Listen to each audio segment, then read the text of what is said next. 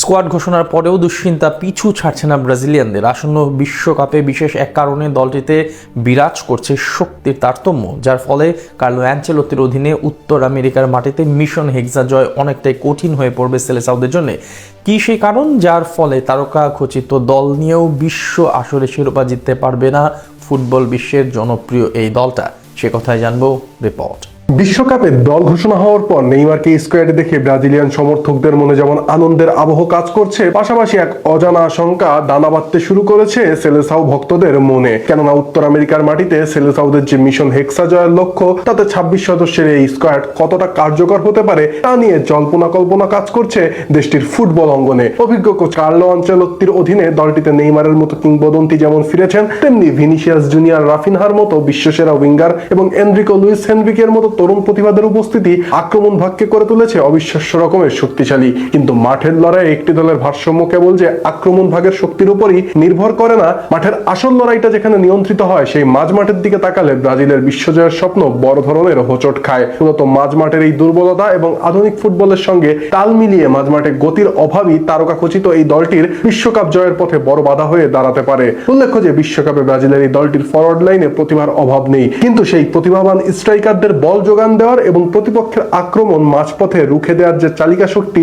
সেই মাঝমাঠ বেশ দুর্বল ও মন্থর গতির। যেখানে এবারের বিশ্বকাপে ব্রাজিলের মাঝমাঠের দায়িত্ব সামলাবেন Bruno Guimaraes, Casemiro, Danilo, Fabinho এবং লুকাস পাকেতা। আপাতদৃষ্টিতে এই নামগুলো অনেক ভারী এবং অভিজ্ঞতায় পরিপূর্ণ মনে হলেও আধুনিক উচ্চগতির ফুটবলের মাপকাঠিতে এরা অনেকটাই পিছিয়ে পড়েছেন। কেননা বর্তমানে ফুটবল বিশ্ব এখন আর কেবল শৈল্পিক পাসের উপর নির্ভর করে না। আধুনিক ফুটবলের মূল মন্ত্রই হলো উচ্চমাত্রার প্রেসিং, কাউন্টার প্রেসিং এবং 90 মিনিট ধরে বল পায়ে মাঠ জুড়ে দুর্দান্ত প্রতাপের সাথে দাপিয়ে বেড়ানো। আর দুঃখজনক হলেও সত্যি এই যে ব্রাজিলের মাঝমাঠের মূল চালিকা শক্তিদের একটি বড় অংশের বয়স এখন 32-এরও বেশি। ফলে ক্যাসেমিরো কিংবা ফাবিনহোদের মতো ফুটবলাররা অতীতে ক্লাব ফুটবলের রিয়াল মাদ্রিদ ও লিভারপুলের মতো জায়ান্টদের মাঝমাঠ শাসন করলেও সময়ের অমোঘ নিয়মে তাদের গতি এখন অনেকটাই কমে এসেছে। ইউরোপের তরুণ ও গতিময় দলগুলো যখন মাঝমাঠে তীব্র গতির ঝড় তুলবে, তখন ব্রাজিলের এই সিনিয়র ফুটবলারদের পক্ষে সেই গতি সামলানো এবং নিজেদের নিয়ন্ত্রণে বল রাখা কঠিন হয়ে পড়বে। ফলে মাঝমাঠের এই মন্থর গতি সরাসরি নেতিবাচক প্রভাব ফেলবে ব্রাজিলের দুর্দান্ত আক্রমণ ভাগের উপর।